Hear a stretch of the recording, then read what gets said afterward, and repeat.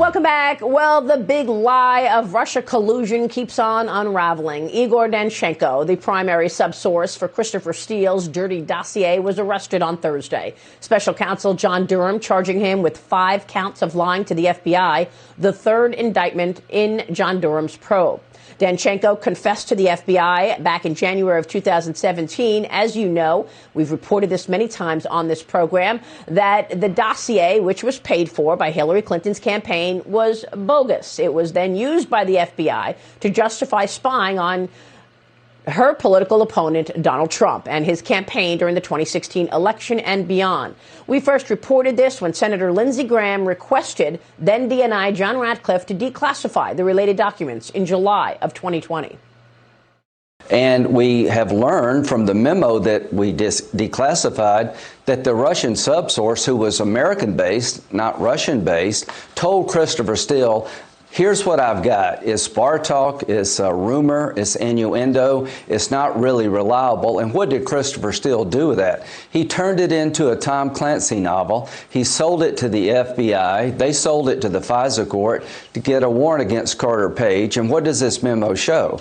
Then in January 2017, when they found the Russian subsource, who was in the United States, he disavowed the dossier as being reliable. The FBI knew it, did a 40-page memo, but the FBI continued to lie to the court, getting new warrants based on the dossier in April and June of 2017. After they knew it was a bunch of garbage, they continued to use it anyway. Somebody needs to go to jail.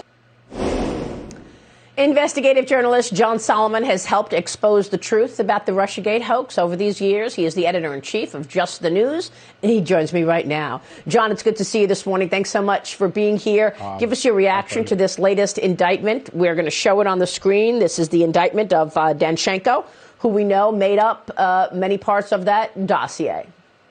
He did. In fact, the single most important line in the dossier that the FBI uses to get the original FISA warrant, that there was a well-developed conspiracy to work with Russia to hijack the election, actually is a contrived statement. The FBI, the indictment says that Danchenko made that up. He claimed it came from the American-Russian Chamber of Commerce official. He never met that guy, never talked to that guy, made up the entire line that becomes probably the single most important line in convincing a FISA court to give spy authority on the Trump campaign. This was a case built upon lie, upon lie, upon lie. And every time we get a new indictment, we learn of new lies. It's remarkable.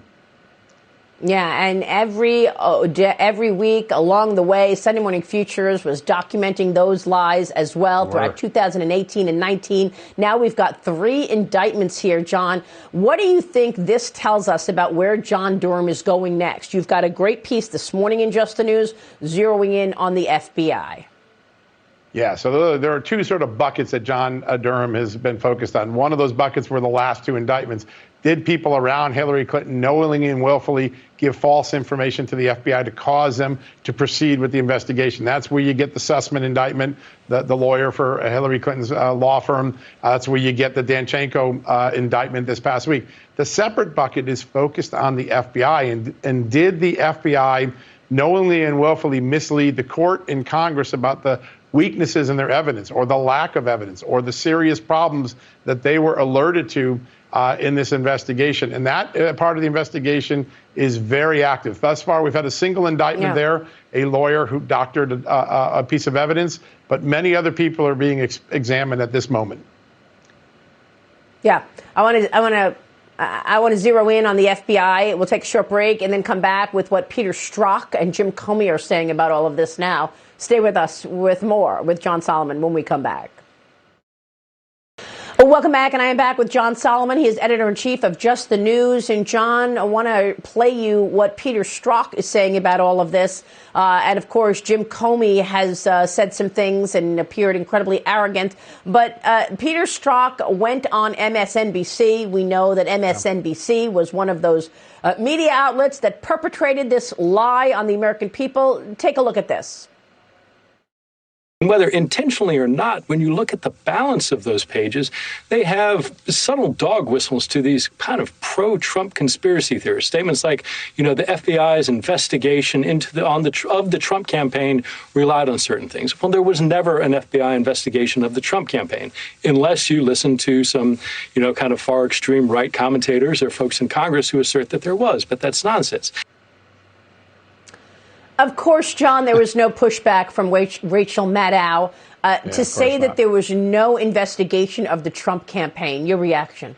Mind-boggling. Well, listen, Pete Strzok's opening electronic communication, which starts the Crossfire Hurricane investigation, states they are looking at whether individuals associated with the Trump campaign were coordinating or conspiring with Russia. When they put the first FISA in October, they mentioned the Trump campaign's mentioned a dozen times in the first FISA. And as I mentioned in the last segment, the allegation is a well-developed conspiracy between individuals associated with the Trump campaign and Russia to hijack the election. Of course, it was about the campaign. Pete Strzok's own words said it was about the campaign. He was lying the other night. There's no other way to say it politely. Yeah, and of course, they continue to renew FISA warrants against the Trump campaign, and they based those warrants to wiretap people like Carter Page based on that dossier, which they knew was false and made up. So I ask you now, what do you think the indictments will look like in the future? Do you think that John Durham is going to indict people at high levels, big fish, within the FBI?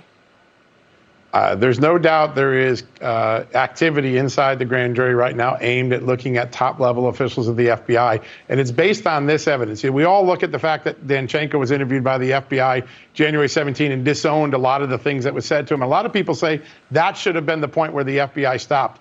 But Durham has developed really significant evidence that the red flags, the stop now warning signs go all the way back to August when Bruce Orr in 2016 came to the FBI and said, Christopher Steele's dumping a dossier on you. He hates Trump. He's hired by Hillary Clinton, and most of his information is raw and uncorroborated. A month after that, the CIA sends a warning to the FBI. This is something John Ratcliffe declassified, saying Hillary Clinton is trying to play a dirty trick on Donald Trump and try to tie him to Russia collusion to get out of her email thing.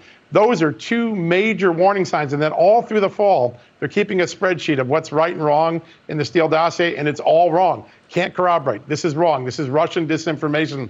The FBI should never have started this investigation based on the warning signs. And I think that's where John Durham's investigation is focused right now. Yeah, and that's why in the next segment, when I speak with John Ratcliffe, we are going to show those handwritten notes of John Brennan and that CIOL, that is the investigation from the CIA telling the FBI they need to investigate this. The problem is that memo went to none other than Peter Strzok. So what did Peter Strzok do with it? He went and used it against Trump. One other thing, I want to show you this from Jake Sullivan, because I keep making the point that those people who abused power are now back in power. Jake Sullivan was working for Hillary Clinton, and he, too, was disseminating this false information. Here is a memo that he put out from the Hillary Clinton campaign saying that computer scientists have apparently uncovered a covert server linking the Trump administration organization to the Russian-based bank. This is from Jake Sullivan, a statement from Jake Sullivan. He is now the head of the NSA. John. Yeah, it's just extraordinary. I mean, the entire Clinton campaign back in 2016 were in on this. Strobe Talbot. There's so many different people that are interconnected that are trying to push this story. A guy named Cody Scherer all the way back in the spring of 16 with a prototype of the dossier. Hillary Clinton's campaign was in this to its neck, and it has escaped a lot of attention until recently. That's why John Durham's most recent indictments are so important. They show us irrefutably that Hillary Clinton